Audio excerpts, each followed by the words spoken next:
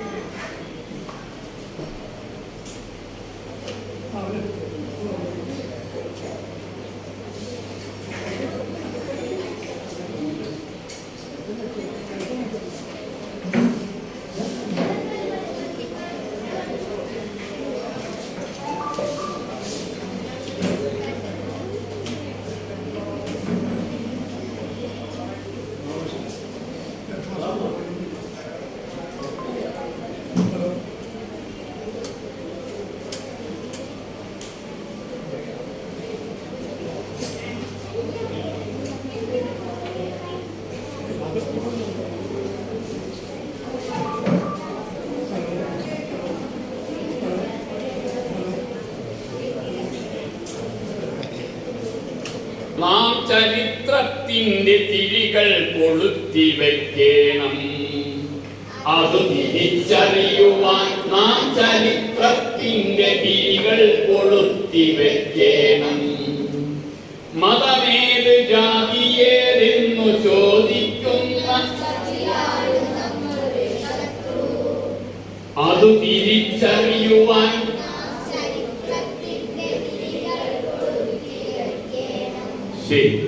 ഒരു കാറ്റു വന്നാൽ മതേതരത്തിലും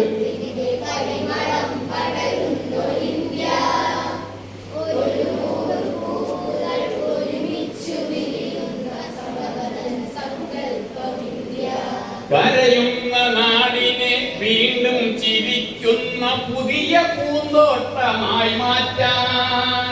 കരയുന്ന നാടിനെ വീണ്ടും ചിരിക്കുന്ന പുതിയ പൂന്തോട്ടമായി മാറ്റാൻ. കരിയുന്ന സ്വപ്നങ്ങൾ വീണ്ടും തളിർക്കുന്ന പുതിയ മാനങ്ങൾ വിടർത്താൻ. കരിയുന്ന സ്വപ്നങ്ങൾ പുതിയ മാനങ്ങൾ വിടർത്താൻ. വരികയാണിന്ത്യൻ വസന്തമായി ഞങ്ങൾ, വിടരുന്ന പൂക്കൾ കിടാങ്ങൾ. വരികയാണിന്ത്യൻ വസന്തമായി ഞങ്ങൾ, വരികയാണിന്ത്യൻ വസന്തമായി ഞങ്ങൾ, വിടരുന്ന പൂക്കൾ കിടാങ്ങൾ. വരികയാണിന്ത്യൻ വസന്തമായി ഞങ്ങൾ, അതിരറ്റ സംഘബോധത്തിൻ കരുത്തുമായി പുതുലോക ശില്പികൾ നമ്മൾ. അതിരറ്റ സംഘബോധത്തിൻ കരുത്തുമായി, അതിരറ്റ സംഘബോധത്തിൻ കരുത്തുമായി, അതിരറ്റ സംഘബോധത്തിൻ കരുത്തുമായി.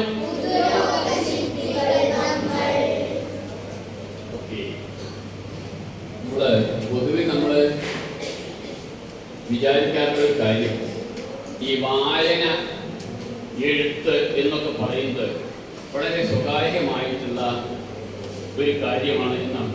സ്വകാര്യമായിട്ടുള്ള ചില രസങ്ങളൊക്കെ ഉണ്ട്, ഇല്ല എന്നല്ല പറയുന്നത്. പക്ഷെ വായനയും എഴുത്തും ഇത്തരം സർഗാത്മക പ്രവർത്തനവും ഒക്കെ തന്നെ ഒരു കൂട്ടത്തിൻ്റെതും കൂടിയാണ്, ഒരു സംഘത്തിൻ്റെതും കൂടിയാണ്. അതുകൊണ്ടാണ് നമ്മൾ കാവ്യശിഖ പോലുള്ള വായനക്കാരുടെ, എഴുത്തുകാരുടെ ഇങ്ങനെ ചെറിയ ചെറിയ സംഘങ്ങൾ ഉണ്ടാകുന്നത്. നമ്മൾ ഒറ്റയ്ക്കിരുന്ന് വായിക്കുന്നതിനേക്കാൾ നമുക്ക് പുതിയ കണ്ടെത്തലുകൾ നടത്താൻ കൂട്ടായിരുന്നു വായിക്കുമ്പോൾ കഴിയും. ഒറ്റയ്ക്കിരുന്ന് എഴുതുന്നതിന് അപ്പുറം നമുക്ക് കൂട്ടമായി ചിന്തിക്കുമ്പോൾ വേറെ ചില കാര്യങ്ങൾ തിരിച്ചറിയാൻ കഴിയും. അപ്പോൾ എഴുത്തിലും വായനയിലും ഒക്കെ തന്നെ നമുക്ക് ഒരു സംഘം വേണം. എല്ലാത്തിനും സംഘം വേണം. എഴുത്തിനും വായനയിലും നമുക്ക് സംഘം വേണം. അത്തരത്തിലൊരു സംഘത്തിന്റെ ഭാഗമാവുകയാണ് നമ്മളെല്ലാവരും ഇന്നു മുതൽ. നേരത്തെ സംഘത്തിന്റെ ഭാഗമായിട്ടുള്ള ആളുകളുണ്ടാവും.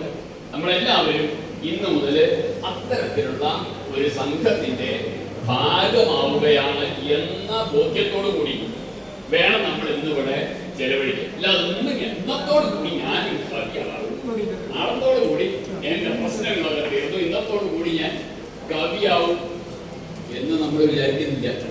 നമ്മൾ കവിയാവുകയോ ആവാതിരിക്കുകയോ കവിത എഴുതുകയോ കഥ എഴുതാതിരിക്കുകയോ ഒക്കെ ചെയ്യട്ടെ. അതൊന്നും നമുക്ക് സാരമുള്ളതല്ല. ഈ സംഘത്തിന്റെ ഭാഗമാവുക എന്നതാണ് പ്രധാനം. ഓക്കെ, അപ്പോ നിങ്ങൾക്ക് എഴുതാനൊക്കെ എന്താ ചെറിയ കടലാസം വന്നിട്ടുണ്ടോ ഇല്ലേ? അതൊന്ന് നോക്കട്ടെ.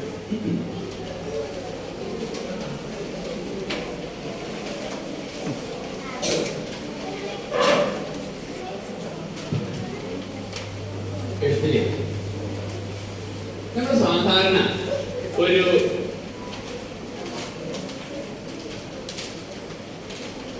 എഴുത്തിൽ നിന്ന് ഒരു കവിതയെ അല്ലെങ്കിൽ കഥയെ സവിശേഷമാക്കുന്നത്, പ്രത്യേകമാക്കുന്നത്, വേറിട്ടതാക്കുന്നത് എന്താ? എപ്പോഴാ ഒരു സാധാരണ എഴുത്ത് കഥയോ കവിതയോ ആകും? എപ്പോഴാണ് ഒന്ന് എഴുതിക്കോളും. ഒരു എന്തിനാണ് എഴുതണത്തിനാണ്? നമ്മുടെ ചിന്ത നമുക്ക് തന്നെ ഒന്ന് കൈ കിട്ടാൻ വേണ്ടിയിട്ടാണ്. ഒരു എഴുത്ത് നമ്മൾ എന്തോ ഒന്ന് എഴുതുന്നു.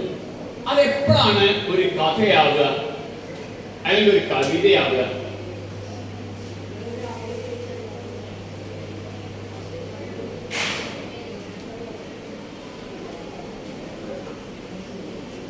എപ്പോഴാണ് ഒരു എഴുത്ത് കഥയോ കവിതയോ ഒക്കെ ആയി മാറുക എന്നാണ് എൻ്റെ ചോദ്യം.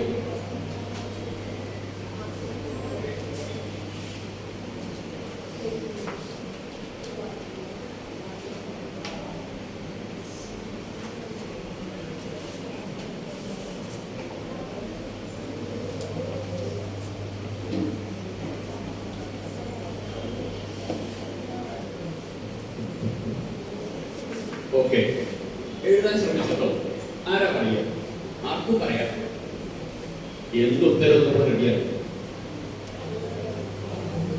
എഴുത്ത് കഥയാകുന്നത് അല്ലെങ്കിൽ കവിതയാകുന്നതൊക്കെയാണ് നമ്മൾ എഴുതാറ്. ഒരെഴുത്ത് കഥയാകുന്നത് കവിതയാകുന്നത് ചോദിച്ചപ്പോൾ തന്നെ കുറെ ആലോചിച്ചു. അർത്ഥം ഉണ്ടാകുമ്പോഴാണോ, ഒരാൾ വായിക്കുമ്പോഴാണോ, കൂടുതൽ ആളുകൾ പോയപ്പോ എഴുതുമ്പോൾ കഥയായിട്ടാണ് ഞാൻ മനസ്സിൽ വെച്ചത്. അല്ല, ഞാൻ പൊതുവെ കവിതയാണോ കഥയാണോ ഞാൻ എഴുതാറ് ചോദിച്ചാൽ രണ്ടത്തിനും നടുക്കിലുള്ള ഒരു സംഭവമാണ് ഞാൻ എഴുതാറ്. എനിക്ക് ഇടയ്ക്ക് ഓരോ ചിന്തകൾ വരും. ആ നേരത്തെ അപ്പൊ പോയി കുറിച്ചിടും. അതിൽ നിന്ന് പിന്നെ വളർന്ന് ഒരാശയം മുന്നോട്ട് വെക്കുമ്പോഴാണ് ഞാനൊരു കഥയായി മാറാന്ന് വിചാരിക്കാറുള്ളത്. അല്ലെങ്കിൽ കവിതയാകുമ്പോൾ താളം വേണമെന്നൊരു ഈണത്തിൽ കാണാൻ പറ്റാറില്ല എന്റെ കവിതകൾ. എന്റെ കവിതകൾ എപ്പോഴും ഒരു താളത്തിൽ ഒരു വരി പറയുന്നത് പോലെ എഴുതി പോകാറുണ്ട്. അപ്പോ കഥയ്ക്കും കവിതയ്ക്കും ഒരു താളം വേണം. അത് വായിക്കുന്നവന് ഭാവനയിൽ കാണാൻ പറ്റണം. ഏതൊരു വരി വായിക്കുമ്പോൾ ആർക്കും ഭാവനയിൽ കാണാൻ പറ്റും. ഒരു സിനിമയിൽ നോട്ടി പറഞ്ഞിട്ടുണ്ട്, കഥ വായിക്കുന്ന ആൾക്ക് ഏത് രീതിയിൽ ഭാവന വളർത്താൻ പറ്റും. അതുപോലെ ഒരു വരിയിൽ ഒരർത്ഥവും ഒരു കാവ്യശില്പവും ഒക്കെ ഉണ്ടാകുമ്പോൾ അതൊരു കഥയും കവിതയ്ക്കാവുന്ന വിചാരിക്കുന്നു.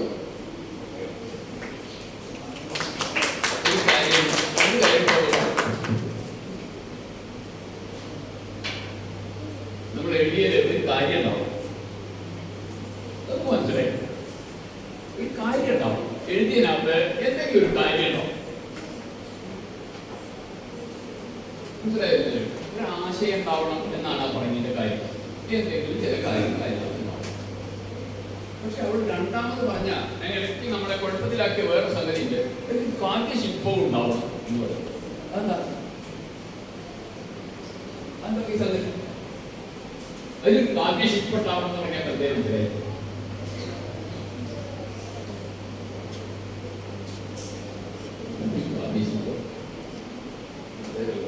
ഉപയോഗിക്കുമ്പോൾ നല്ല ശ്രദ്ധിക്കണേ. എഴുത്തിൽ ഒരു കാവ്യശില്പം ഉണ്ടാവണം എന്ന് പറഞ്ഞാൽ നമുക്കിപ്പോ എന്താ മനസ്സിലായത്? ഇത് വിശദീകരിക്കൊന്നും വേണ്ട. പറഞ്ഞ ആൾക്കിപ്പോ അത് വിശദീകരിക്കേണ്ട യാതൊരു ചോദ്യമില്ല. ആർക്കെങ്കിലും മറ്റാർക്കെങ്കിലും വിശദീകരിക്കാൻ പറ്റും. എന്താ അവിടെ ഈ കാവ്യശില്പം എന്നുള്ളത് ഉദ്ദേശിച്ചിട്ടുണ്ടാകുന്നത്? ശരി, നമുക്കതൊന്ന് പരിശോധിക്കാം. എന്താ ഇവിടെ പറഞ്ഞ കാവ്യശില്പം എന്ന് നമുക്ക് ഒന്ന് പരിശോധിക്കാം.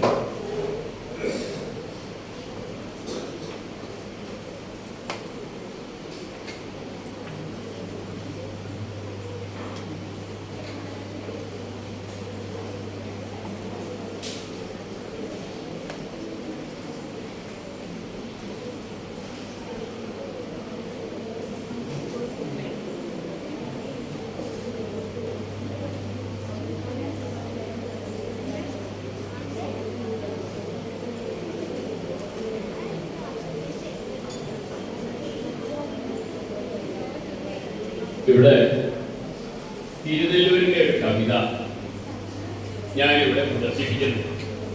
ഇത് ആർക്കാ ഒന്ന് ചൊല്ലിക്കൽപ്പിക്കാൻ കഴിയും? തിരുനെല്ലൂർ കരുനാട് വളരെ ചെറിയൊരു കവിതയാണ്.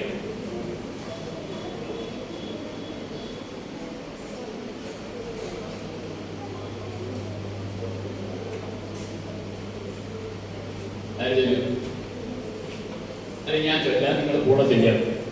കാണുന്നില്ല എല്ലാവരും. ആരാ ചൊല്ലാന്ന് പറയണേ?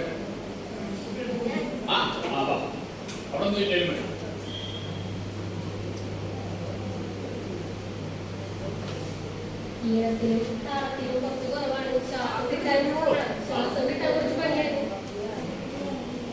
കരിങ്കൂന്തൽ പുറത്തൊറ്റ വെളുത്താമ്പലി തലച്ചൂടി വരുന്നല്ലോ കറുത്തമ്മ പഠിക്കൽ കൂടി അടിവൈപ്പിലിഴയുന്ന മുടിയിൽ നിന്നുതിരുന്ന ഉടമല്ലപ്പൂക്കൾ നീളെ ചിതറുന്നല്ലോ.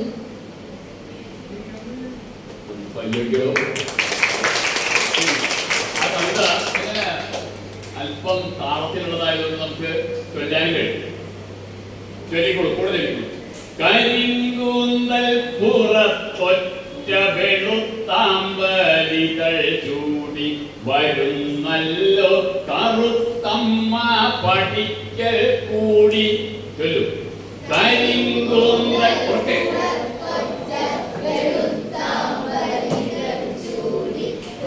വരുന്നല്ലോ കറുത്തമ്മ പഠിക്കൽ കൂടി.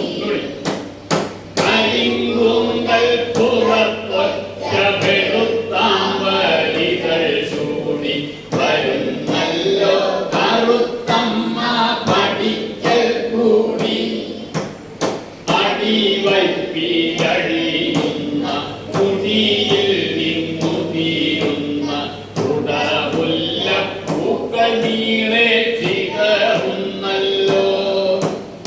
അടിവൈപ്പിലഴിയുന്ന മുടിയിൽ നിന്നുതിരുന്ന ഉടമുല്ല പൂക്കൾ നീളെ ചിതറുന്നല്ലോ. ഒരുമിച്ച് മുഴുവൻ വരികൾ ചൊല്ലാം. കരിങ്കൂന്തൽ പുറത്തൊറ്റ വെളുത്താമ്പലികൾ ചൂടി വരുന്നല്ലോ കറുത്തമ്മ പഠിക്കൽ കൂടി. അടിവൈപ്പിലഴിയുന്ന മുടിയിൽ നിന്നുതിരുന്ന ഉടമുല്ല പൂക്കൾ നീളെ. ഓക്കെ, വേറൊരു ചോദ്യമില്ല. എല്ലാവരും ഒരു കാര്യം ചെയ്യണം. ഈ കവിത നമ്മളൊരു പുസ്തകത്തിൽ അച്ചടിക്കുകയാണെങ്കിൽ ആ കവിതയ്ക്ക് ഒരു ചിത്രം വേണ്ടി വരും.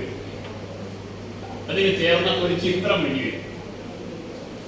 ഇതിന് ചേർന്ന ഒരു ചിത്രം നിങ്ങൾ നിങ്ങളുടെ കയ്യിലെ നോട്ട് പുസ്തകത്തിൽ വരയ്ക്കുകയാണ് വേണ്ടത്. ഈ കവിതയ്ക്ക് ചേർന്ന ഒരു ചിത്രം എന്താണോ നിങ്ങൾക്ക് അതിൽ ചേരുന്നുള്ളത് അത് വരയ്ക്കണം. വരി ഇങ്ങനെയാണ്, ഒന്നുകൂടി മനസ്സിൽ നോക്കിക്കോളൂ. കരിങ്കൂന്തൽ പുറത്ത് ഒറ്റ വെളുത്താമ്പൽ ഇതൾ ചൂടി വരുന്നല്ലോ കറുത്തമ്മ പഠിക്കൽ കൂടി. അടിവയ്പിൽ അഴിയുന്ന മുടിയിൽ നിന്നുതിരുന്ന കുളമുല്ല പൂക്കൾ നീളെ ചിതറുന്നല്ലോ എന്നാണ് കവിത. ഒരു മിനിറ്റ് ഒന്ന് ആലോചിച്ചിട്ട് വരച്ചു. എത്ര നേരം വേണം വരയ്ക്കാൻ? ഭയങ്കര ചിത്രമൊന്നും വരയ്ക്കണ്ടേ, നമുക്ക് മനസ്സിലായാൽ മതി. ഓക്കെ, 1 മിനിറ്റ് സമയം എന്താ ചിത്രം വരയ്ക്കാൻ? വരച്ചു. എല്ലാവരും വരയ്ക്കണം.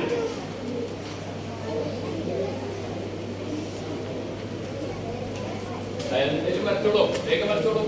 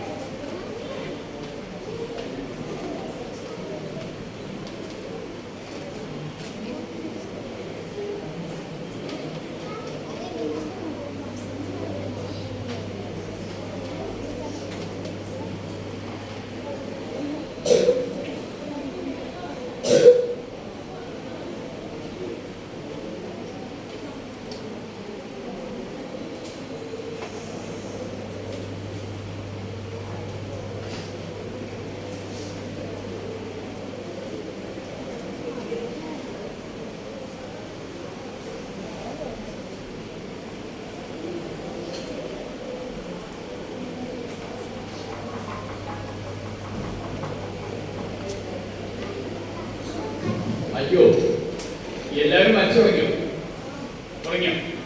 ഞാൻ നിങ്ങളോട് പറയാൻ വിട്ടുപോയൊരു കാര്യം കൂടി കൂടുതൽ പറയാം. അതെന്തറിയോ? ഇത് ഒരു സ്ത്രീയെ കുറിച്ചുള്ള, ഒരു പെണ്ണിനെ കുറിച്ചുള്ള കവിതയല്ല. ഞാൻ അത് നിങ്ങളോട് ആദ്യം പറയാൻ വിട്ടുപോയി. അപ്പോ ഇപ്പൊ വരച്ച ചിത്രം ശരിയായിട്ട് വെച്ചാൽ അതിന് താഴെ വേറെ ചിത്രം വരും. ഇപ്പൊ നിങ്ങൾ വരയ്ക്കാൻ ഉദ്ദേശിച്ച ചിത്രം അല്ല എങ്കിൽ നിങ്ങൾക്ക് വേറെ ചിത്രം വരും.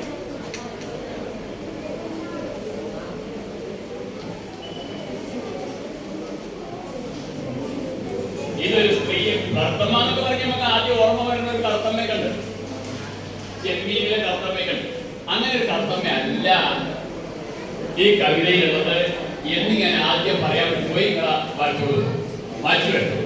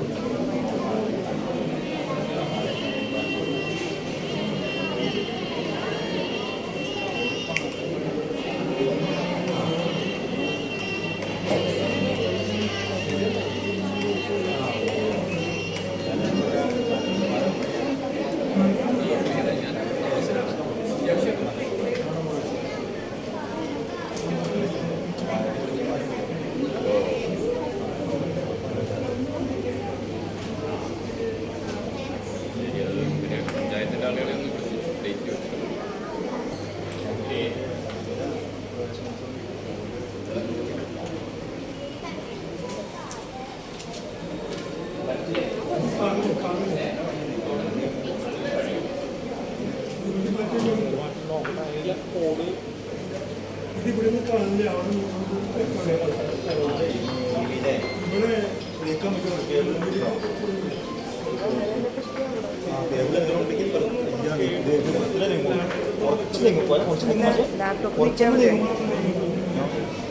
ഇതൊക്കെ മാറും പിള്ളേർക്ക് കാണാൻ പറ്റുന്ന നീങ്ങും കുറച്ച്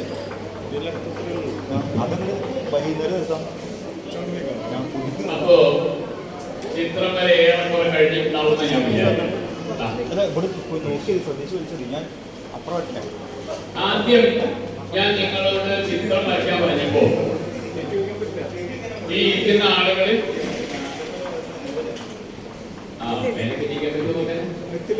ലാപ്ടോപ്പിന്റെ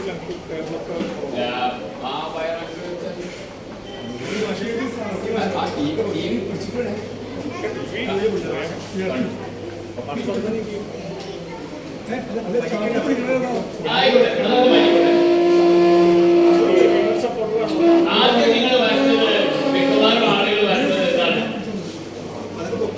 എന്താണ്? ഒരു സ്ത്രീയാണ് വരച്ചത് അല്ലേ? സ്ത്രീയല്ല. ആദ്യം വരച്ചത് ആമ്പലാണ്. ശരി, ചിലർ ആമ്പൽ വരച്ചിട്ടുണ്ട്. അമ്മയെ മാത്രമല്ല ആമ്പൽ വരച്ചിട്ടുണ്ട്.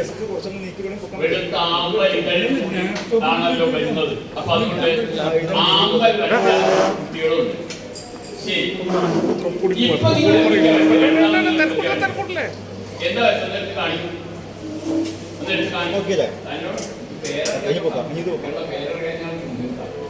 ഒന്ന് കാണിക്കും. എല്ലാവരും കാണിക്കും. കാണുന്നുണ്ടോ? എന്താണ്? എന്താ വെച്ചത്? ഞാനപ്പുറത്ത് വരാം. എന്താ വെച്ചത്? ചെന്നേ മഴ പെയ്യുന്നതാണ്. അതെന്താ സുഹൃത്തേ? അതിന് മഴ എന്നൊരു വാക്കുണ്ടോ? പിന്നെ എന്താണ് ഇങ്ങനെ മഴ വരയ്ക്കാൻ കാരണം?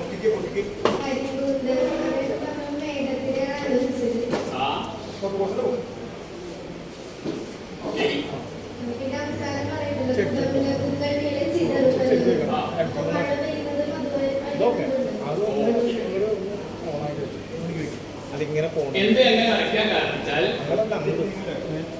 കരിങ്കൂന്തൽ പുറത്ത് ഇവിടെ കട്ടമ്മയ്ക്ക് ഏറ്റവും പ്രധാനമായിട്ടുള്ള കരിങ്കൂന്തലാണ് എന്നതുകൊണ്ട് അതിൽ ഭുവന ഒരു മേഘത്തെ കണ്ടു. ഈ കവിതയിൽ മേഘം എന്നുള്ള വാക്കതിനകത്തുണ്ടോ? ഇല്ല. മഴ എന്നുള്ള വാക്കതിനകത്തുണ്ടോ? മഴത്തുള്ളി എന്ന വാക്കതിനകത്തുണ്ടോ? ഒന്നുമില്ല. പക്ഷെ കരിങ്കൂന്തൽ പുറത്ത് ഒറ്റ വെളുത്താമ്പൽ ഇതൾ ചൂടി വരുന്നല്ലോ കറുത്തമ്മ എന്ന് പറഞ്ഞപ്പോ അതിൽ ഭുവന ഒരു മേഘത്തെ കണ്ടു. മാത്രമല്ല ആ കറുത്തമ്മയുടെ മുടി ഇങ്ങനെ പരത്തിയിട്ടിട്ടുണ്ട്. അടിവെപ്പിൽ അഴിയുന്ന മുടിയിൽ നിന്ന് എന്താ ഉതിരുന്നത്? എന്നിട്ട് ഗുണമുല്ല പൂക്കൾ അങ്ങനെ ചിതറുന്നുണ്ട്. അപ്പൊ ഏതായിരിക്കും അത് ചിതറുന്നത്? എന്തായിരിക്കും? മഴത്തുള്ളി ആയിരിക്കും എന്ന് ഭുവന വിചാരിച്ചു. ഇത് ഭുവനയുടെ വായന വേറൊരാളും കൂടെ വരച്ചിട്ടുണ്ട്. എന്താ പേര്? നീലാഞ്ജന ആദ്യം കഥ വരച്ചത് അല്ലേ? പെണ്ണിരിക്കാന്ന് പറയും മാറ്റിയതാണ്. Okay okay okay okay. അപ്പോ ഇതിനകത്ത് നിന്ന് ഒരു മഴയെ ചില ആളുകൾ കണ്ടിട്ടുണ്ട്. വേറെ ആരെങ്കിലും മഴ കണ്ടിട്ടുണ്ടോ? ഇല്ല. ഈ കവിതയിൽ നിന്ന് ഒരു മഴ കണ്ടിട്ട വേറെ ചില ആളുകളൊന്നും. ഇതല്ലാതെ വേറെ ചിലര് മറ്റ് ചിലത് വരച്ചിട്ടുണ്ട്. എന്താ വരച്ചേ? എന്താ വരച്ചേ? എടുത്ത് കാണിച്ച എല്ലാവരും കാണില്ല. അതുകൊണ്ടാണ് വേണ്ട.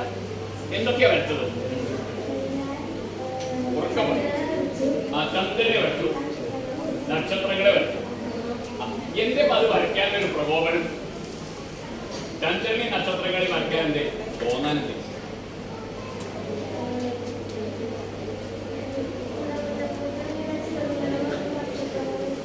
കുടമുല്ല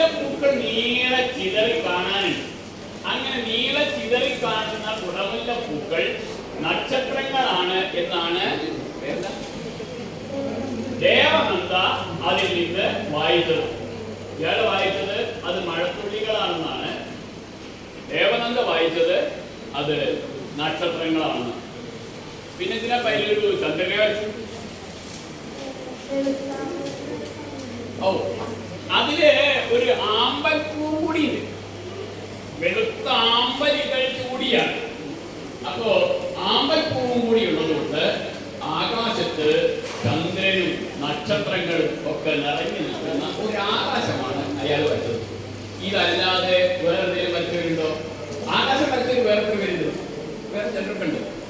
3-4 കുറെ ആളുകൾ ആകാശം വരച്ചു. ശരി, ഇനി ഇതല്ലാതെ വരച്ചവർ ആരാണ്? ഇത് രണ്ടും അല്ലാതെ, മഴയും ആകാശം അല്ലാതെ എന്താ വരച്ചത്?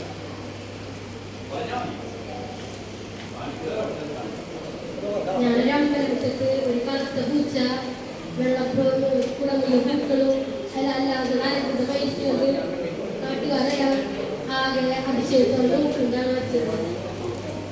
ഒരു കറുത്ത പൂച്ച, ഒരു അമ്പലമുറ്റത്ത് ഒരു കറുത്ത പൂച്ച. ആളുകൾക്ക് അതിങ്ങനെ അത്ഭുതത്തോടെ നോക്കുന്നതാണ് ഇവിടെ മറ്റൊരാൾ വരച്ചത്. വേറെ എന്തെങ്കിലും വരച്ചവരുണ്ടാ?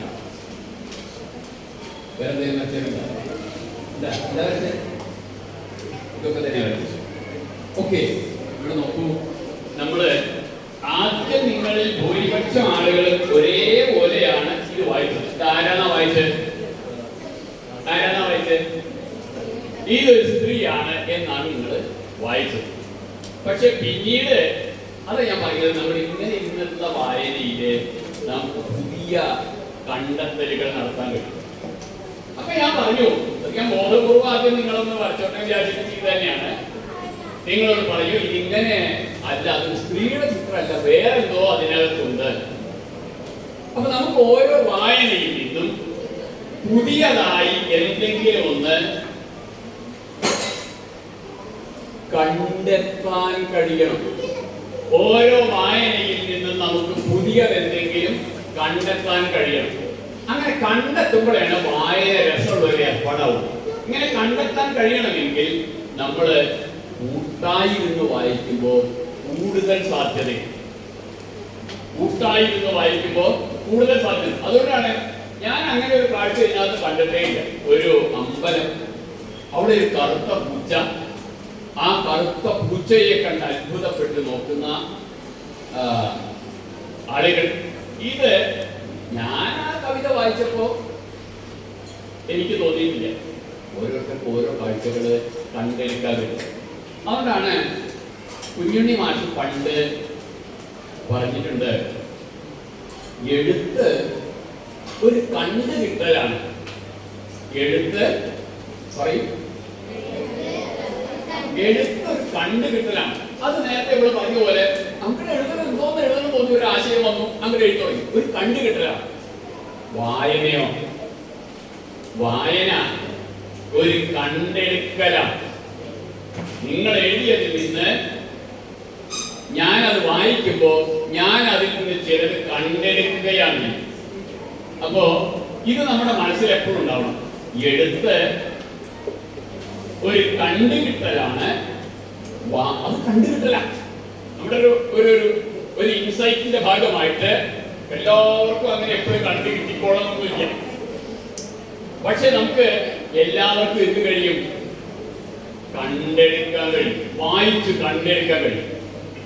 അപ്പോ എഴുത്താണോ പ്രധാനം, വായനയാണോ പ്രധാനം? ഏതാ പ്രധാനം? എല്ലാവരും ചെയ്യുന്നത് ഏതാ? വായന. എഴുത്ത് കുറച്ചേ ഉള്ളൂ, എഴുത്ത് കുറച്ചേ ഉള്ളൂ. വായനയാണ് കൂടുതൽ വേണ്ടത്. നമ്മൾ നല്ല എഴുത്തുകാരായി മാറണമെങ്കിൽ നമുക്ക് നല്ല വായന ഉണ്ടാവും. അതിനാണ് ഇതുപോലുള്ള കൂട്ടങ്ങൾ നമ്മുടെ നാട്ടിലെ വായനശാലകൾ. ഇവിടെ ചിലരൊക്കെ പറഞ്ഞു വായനശാലയിലൊക്കെ മെമ്പർഷിപ്പ് എടുത്ത ആളുകളൊക്കെ ഉണ്ട് എന്നൊക്കെ പറഞ്ഞു.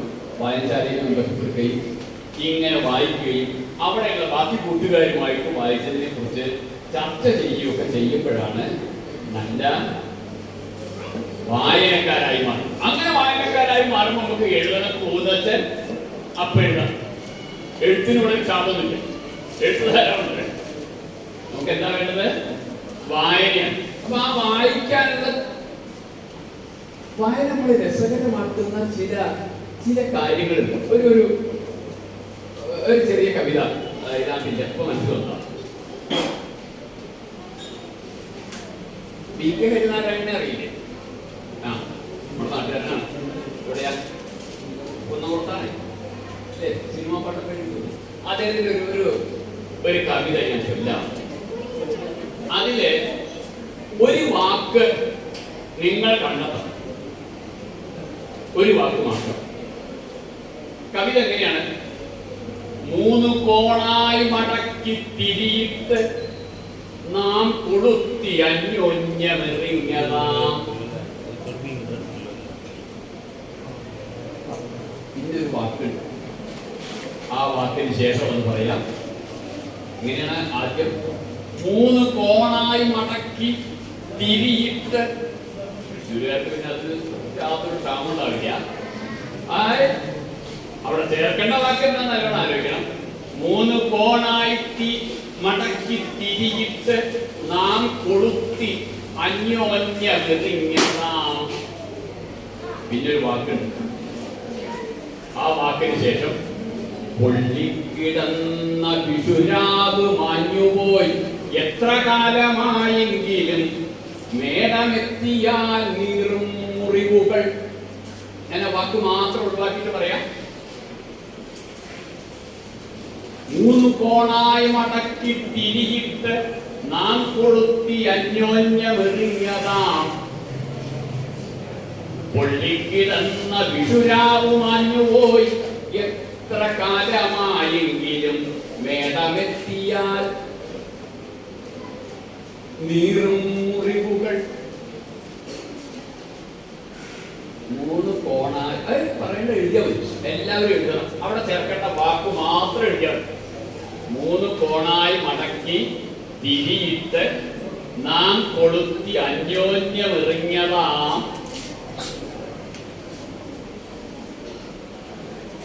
അവിടെ ഒരു വാക്ക് ചേർക്കണം. എന്താ എറിഞ്ഞത്? അതാണ് നിങ്ങൾ ചേർക്കേണ്ടത്.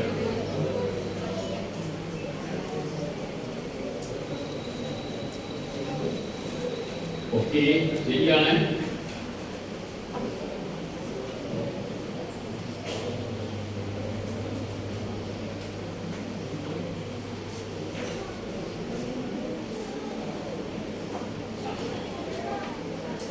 ശരി, ആദ്യത്തെ കേൾവിയിൽ നിങ്ങൾ ഓലപ്പണക്കാണെന്ന് വിചാരിക്കുമ്പോൾ ഓലപ്പണക്കം എന്നല്ല അവർ ചേർക്കുന്നത്. മാലപ്പണക്കമല്ല, ഓലപ്പണക്കത്തെ കുറിച്ചല്ല. നോക്കൂ, 3 കോണായി മടക്കി തിരിയിട്ട് നാം കൊളുത്തി അന്യോന്യമെറിഞ്ഞതാ. പൊള്ളിക്കിടന്ന വിഷുരാവ് മാഞ്ഞുപോയി എത്ര കാലമായെങ്കിലും മേടമെത്തിയാൽ നീറും മുറിവുകൾ.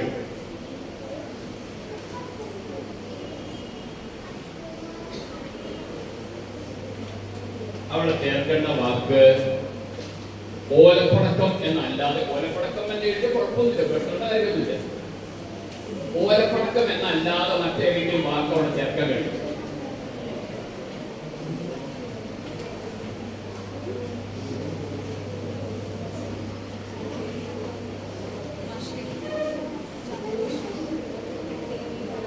മറ്റേതെങ്കിലും വാക്കുകൾ എഴുതിയവർക്ക് പറയാം, കൈ വയ്ക്കാം.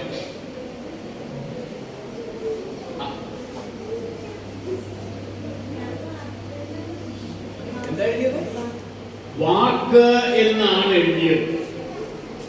ഒരു കൈകടി കൊടുക്കണോ? അതെന്താ സുഹൃത്തെ വാക്ക് എന്ന് പറഞ്ഞത്? ഒന്ന് വിശദീകരിക്കാൻ പറ്റുമോ?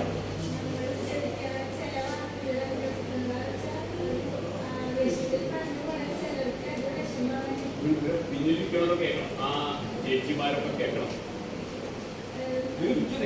ആനന്ദത് എന്റെ മനസ്സിലല്ലോ.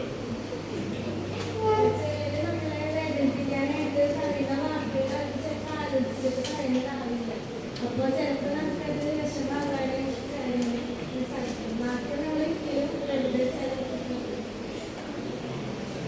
കൈയടിച്ചു. വാക്ക് എന്ന് എഴുതിയവർ വേറെ ആരെങ്കിലും ഉണ്ടോ? ഉണ്ട്. എന്തേ പറയാതെ മൂന്നും കോണായി മടക്കി തിരിയിട്ട് നാം കൊളുത്തി അന്യോന്യമെറിഞ്ഞതാം വാക്ക് പൊള്ളി കിടന്ന വിഷുരാവ് മാഞ്ഞുപോയി എത്ര കാലമായെങ്കിലും മേടകെത്തിയാൽ നീറും മുറിവുകൾ. എന്താണ് അവിടെ പറഞ്ഞത്? പേരെന്താ? അനർഘ്യ. എന്താ പറഞ്ഞത്?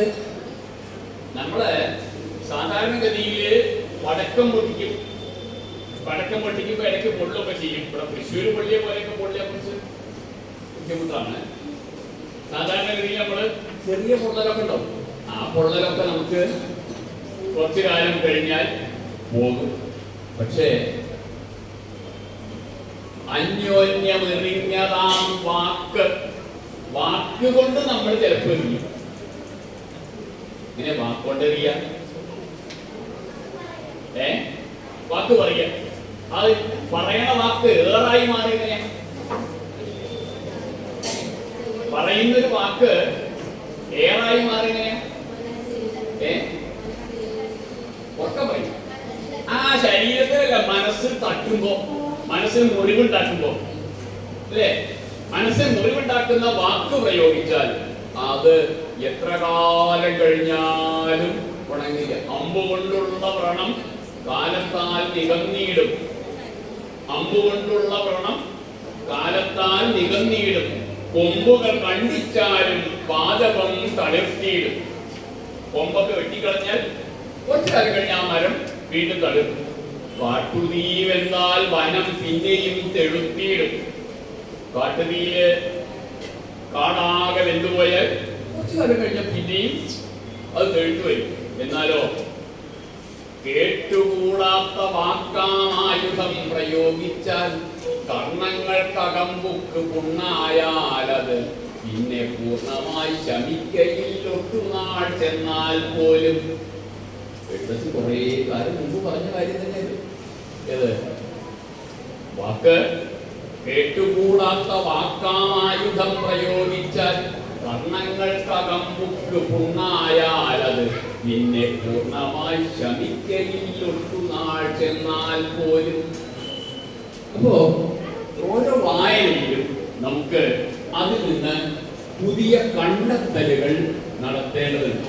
അങ്ങനെ കണ്ടെത്തലുകൾ നടത്താൻ എഴുത്തുകാര് ഈ രചനയ്ക്കുള്ളിലേക്ക് കടക്കാൻ നമുക്ക് ചെറിയ ചെറിയ വാതിലുകൾ ഉണ്ടാക്കി വെച്ചിട്ടുണ്ട്. നമുക്ക് ഒരു രചനയ്ക്കകത്തേക്ക് കടക്കാൻ ചെറിയ വാതിലുകൾ ഉണ്ടാക്കി വെച്ചിട്ടുണ്ട്. ആ വാതിൽ കണ്ടെത്തുക എന്നതാണ് പ്രധാനം. ഇതില് ആ വാക്ക് എന്ന വാക്കാണ് ഈ കവിതയിലുള്ള വാതിൽ. ആ വാതിലിന്റെ ഉൾപ്പെടെയാണ് നമ്മൾ എന്ത് ചെയ്യുക? ആ കവിതയ്ക്കകത്തേക്ക് പ്രവേശിക്കുക. വാക്ക് എന്ന ഈ ഒരു വാക്കിലൂടെയാണ് നമ്മൾ ആ കവിതയിലേക്ക് പ്രവേശിക്കുക എന്നത്. ഇങ്ങനെ ഓരോ രചനയ്ക്കകത്തും, അത് കവിതയാവട്ടെ കഥയാവട്ടെ ഏതായാലും ശരി, അതിനകത്തേക്ക് പ്രവേശിക്കാൻ എഴുത്തുകാരൻ നമ്മൾക്ക് വേണ്ടി ഒന്നോ അതിലധികമോ ചെറിയ ചെറിയ വാതായനങ്ങൾ തുറന്നു വെച്ചിട്ടും അത് കണ്ടെത്തുന്ന പണി വളരെ പ്രധാനമാണ്. അത് കണ്ടെത്തണമെങ്കിൽ നമ്മൾ ഇങ്ങനെ കൂട്ടമായിട്ടിരുന്ന് സംഘമായിട്ടിരുന്ന് ഇങ്ങനെ ആലോചിക്കുന്നതാണ് ഒറ്റയ്ക്കിരുന്ന് ആലോചിക്കുന്നതിനേക്കാൾ കൂടുതൽ നല്ലത്. ഞാൻ വേറൊരു രചന നിങ്ങൾക്ക് കാണിച്ചു.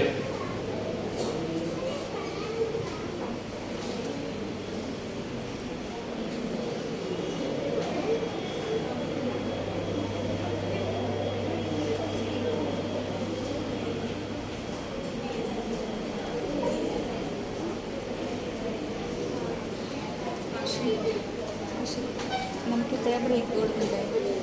11:15 അതിനേക്കാലോ ഞാനൊരു ചെറിയ എഴുത്തവരോട് പറഞ്ഞിട്ട് അങ്ങോട്ട് വിടാം. നോക്കൂ, ഒരു അത്ര വലിയ കാര്യം എന്ന് പറയാത്ത രചനയാണ്. അതിന്റെ അവസാനത്തെ വരി എന്താണെന്നുള്ളത് നിങ്ങൾ കുറിച്ചറിയണം. അതാണ് വേണ്ടത്. ടാസ്ക് അതാണ്. 4 വയസ്സുള്ള ഒരു ഉണ്ണിക്കുട്ടൻ ഇങ്ങനെ പാടണമെന്നില്ല. എല്ലാ കവിതയും പാടിക്കൊള്ളുന്നില്ല, വേണമെങ്കിൽ പാടില്ല, അത്രയേ ഉള്ളൂ. 4 വയസ്സുള്ള ഒരു ഉണ്ണിക്കുട്ടൻ കരച്ചിലും വാശിയും ബഹളം തന്നെ. അമ്മയ്ക്കൊരു പുതുബുദ്ധി തോന്നി, സ്മാർട്ട് ഫോൺ കയ്യിൽ കൊടുത്തു നോക്കി. മാസങ്ങൾ പലതും കടന്നുപോയി. അമ്മയ്ക്ക് ഇന്ന് ആശ്വാസമേറെയായി. വാശിയും കരച്ചിലും ഒന്നുമില്ല, ഓട്ടവും ചാട്ടവും ഇല്ലേയില്ല. മുറ്റത്തു വന്ന കിളികളെയും പൂക്കളിൽ തേനുണ്ണും വണ്ടിനെയും തഞ്ചത്തിൽ പാറുന്ന തുമ്പിയെയും ഉണ്ണിക്കുട്ടൻ പിന്നെ കണ്ടതില്ല. പൂച്ചയെ കണ്ടില്ല, ഒരു അണ്ണാനെ കണ്ടില്ല, മാനത്തും മണ്ണിലും നോക്കിയില്ല. മഴ വന്നതറിഞ്ഞില്ല, വെയിൽ വന്നതറിഞ്ഞില്ല. പിന്നെയോ ഒറ്റ വരിയില് ആ കവിത അവസാനിക്കുക. എങ്ങനെയാണ് കവിത അവസാനിപ്പിക്കേണ്ടത്? ഒന്ന് എഴുതി നോക്കൂ. ഇത് നമുക്ക് മനസ്സിലാവുന്ന കാര്യമാണ്, നമ്മുടെയൊക്കെ ജീവിതത്തിലുള്ള ഒരു കാര്യം കൂടിയാണ് അല്ലേ? 4 വയസ്സുള്ള ഒരു ഉണ്ണിക്കുട്ടൻ വാശിയും കരച്ചിലും തുടങ്ങുമ്പോ, ഭക്ഷണം വേണ്ടെന്ന് പറയുമ്പോ നമ്മൾ എന്ത് ചെയ്യും? ഒരു സ്മാർട്ട് ഫോൺ അങ്ങോട്ട് കൊടുക്കും. അപ്പൊ അമ്മയ്ക്ക് വളരെ ആശ്വാസമാവും. വാശിയും കരച്ചിലൊന്നുമില്ല, മുറ്റത്തേക്ക് ഇറങ്ങില്ല, പുറത്ത് കാറ്റ് കൊള്ളില്ല, കിളികളുടെ പിന്നാലെ പോവില്ല, അണ്ണാന്റെ കൂടെ പോവില്ല, പൂച്ചയെ കാണില്ല, ഒന്നും ചെയ്യില്ല. അങ്ങനെ മഴയും വെയിലും ഒന്നും അറിയാതെ ആ കവിത എങ്ങനെ അവസാനിപ്പിക്കും? ആ ഒരു വരി എഴുതാൻ സമയം വേണ്ടി ഒരു വരി എഴുതാൻ 30 സെക്കൻഡ്.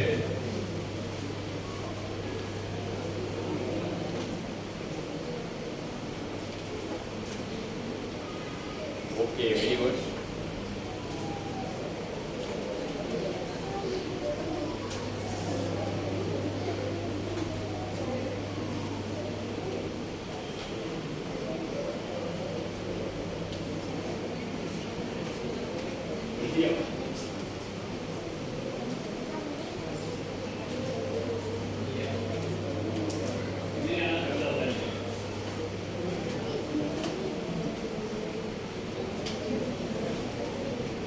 അവസാനിപ്പിക്കണം.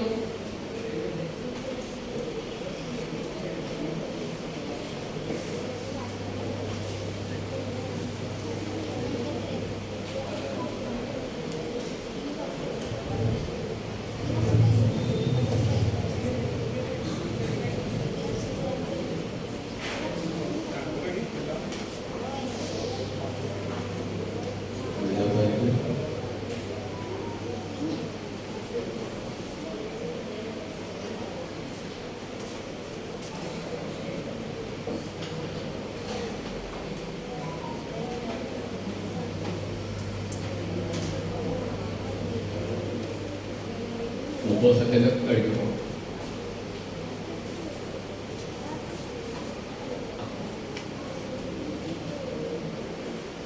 ആരൊക്കെ എഴുതിയൊക്കെ ഒരു 10 സെക്കൻഡോട് ബാക്കി എടുക്കും.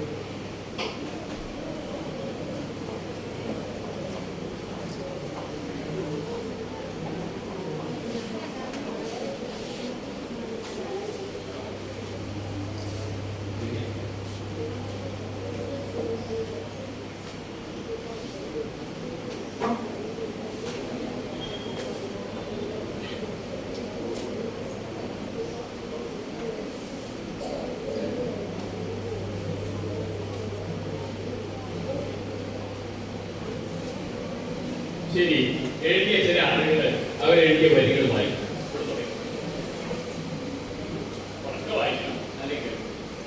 ജീവിതമാം വസന്തത്തിൽ സുഗന്ധമണികൾ,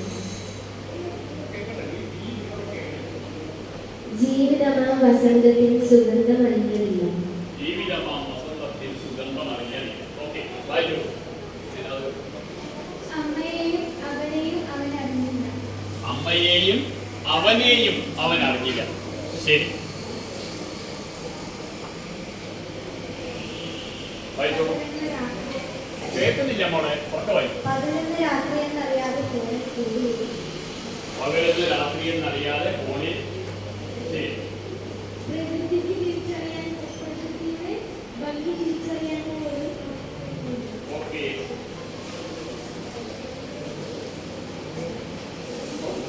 എന്നോടല്ല, എല്ലാവരോടും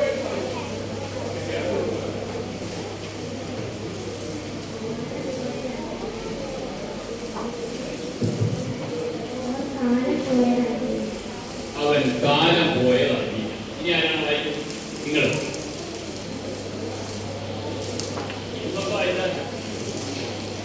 മുറിയിലായി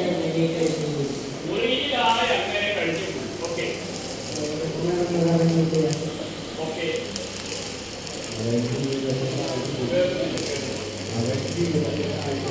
അവൻ ജീവിതത്തെ താഴിട്ടു. അവൻ ജീവിതത്തെ താഴിട്ട് കൂട്ടി. ഇനി വേറെ മഴവിൽ മണം ധ്വനി. മഴവിൽ മണം. ആ മഴയുടെ മണമല്ല കേട്ടോ, മഴവില്ലിന്റെ മണം. ഒരു രസമുള്ള മണമാണ് മഴവില്ലിന്റെ മണം എന്ന് ഓർമ്മില്ല. ശരി.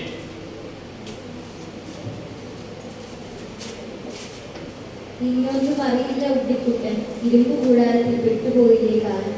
ഓക്കെ. ശരിയാ.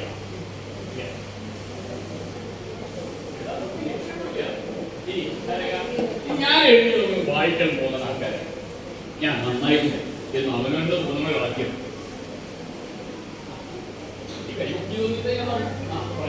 നീലവെളിച്ചത്തിൽ വിഴിയുണ്ടുപോയി.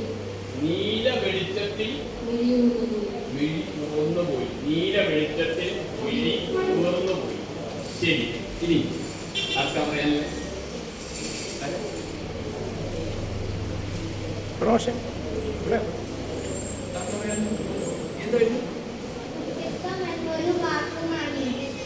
കുട്ടിത്തം എന്നൊരു വാക്ക് മാഞ്ഞു എന്നാണ് എഴുതുന്നത്. കുട്ടിത്തം എന്നൊരു വാക്ക് മാഞ്ഞു. മോള് മോള് ഇവിടെ ഇവിടെ ഫസ്റ്റ് എഴുതി അല്ലേ? എന്താണ്? പ്രകൃതിയെ തന്നെ പിന്നെ കണ്ടില്ല. ചേർത്ത് വിളിച്ച് പറയൂ, കേൾക്കട്ടെ.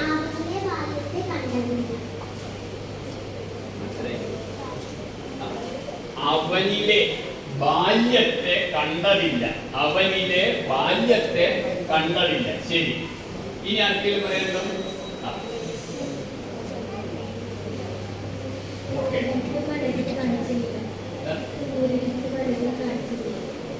ൂരിട്ട് മനതിൽ കാഴ്ചയില്ല. ഓക്കെ. ഇനി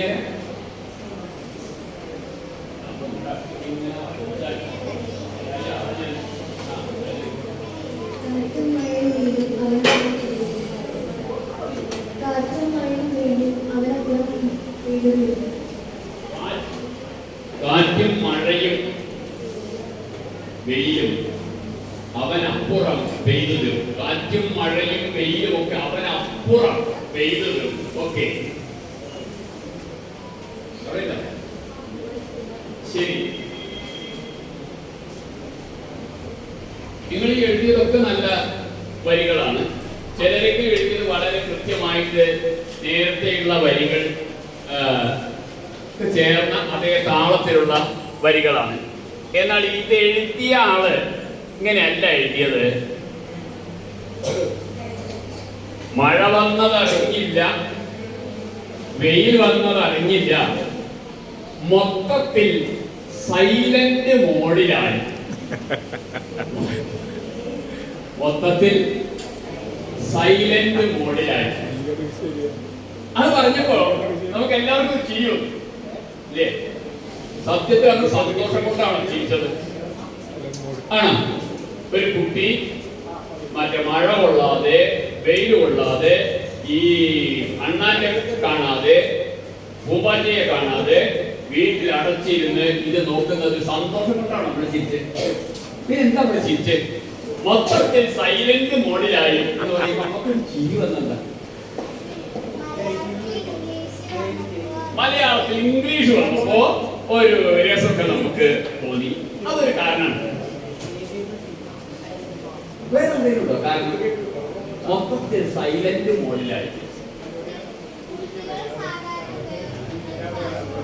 കുട്ടികൾ സാധാരണ ഉപയോഗിക്കുന്ന ഭാഷ പോലെയാണ് ശരി. അതൊരു കാരണമാണ്.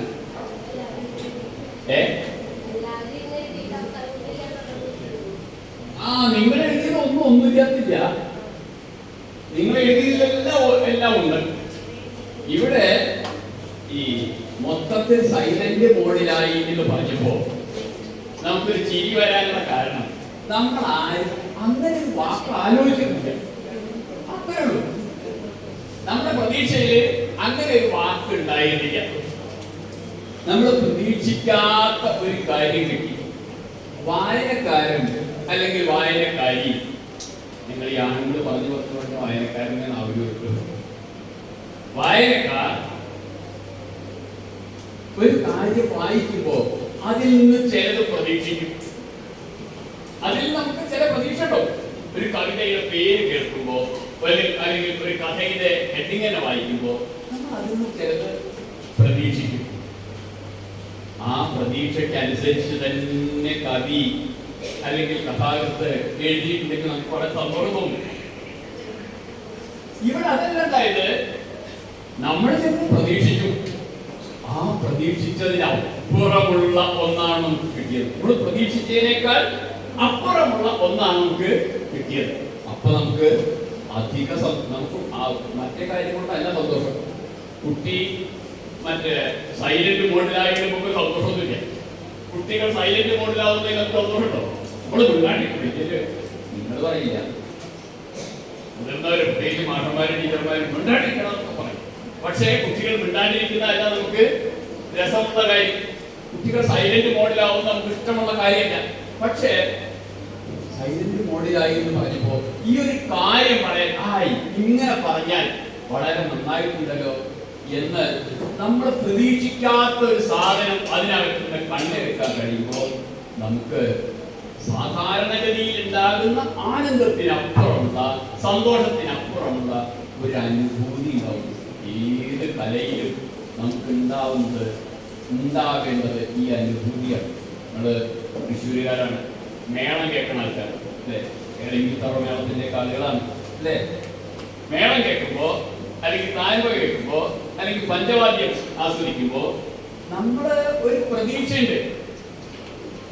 നമുക്ക് അവർ കൊട്ടുന്നത് ഇന്ന രീതിയിലായിരിക്കാം എന്ന് നമ്മൾ പ്രതീക്ഷിക്കുന്നു.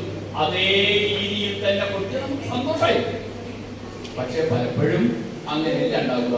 നമ്മുടെ വിചാരത്തെ, നമ്മുടെ പ്രതീക്ഷകളെ അകിടം നടത്തുകൊണ്ട് അപ്പുറമുള്ള ഒരു കൊട്ടു. അപ്പം കത്തിക്ക അനുഭൂതി.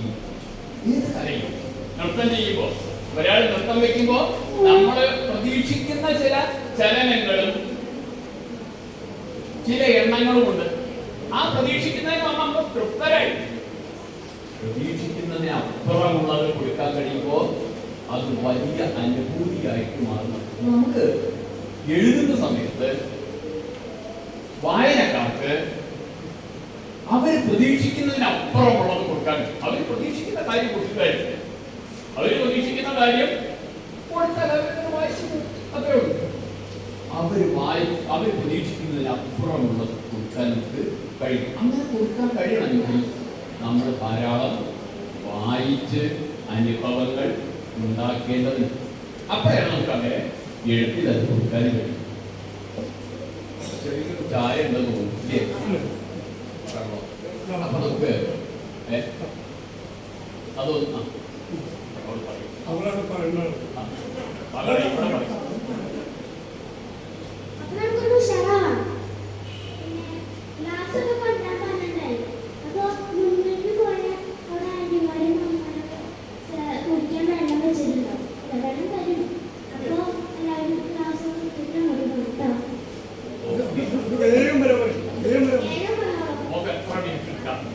ഒരു 10 മിനിറ്റൊക്കെ നമുക്ക് കഴിഞ്ഞാൽ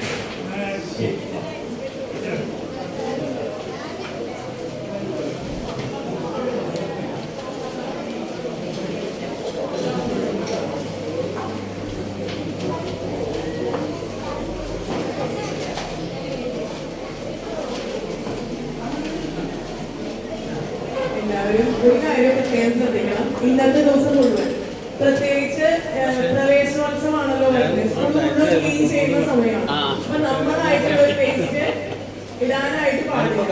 ഫ്രണ്ടില് രണ്ട് നീല ബക്കറ്റ് വെച്ചിട്ടുണ്ട്. പ്രത്യേകം കേൾക്കണേ, ഫ്രണ്ടില് രണ്ട് നീല ബക്കറ്റ് വെച്ചിട്ടുണ്ട്. പേപ്പറും ഫുൾ പേജും ഒരുമിച്ച് തരും. പേപ്പറായിട്ട് ഉണ്ടെങ്കിൽ ഒരു ബക്കറ്റിലും ഫുൾ പേജ്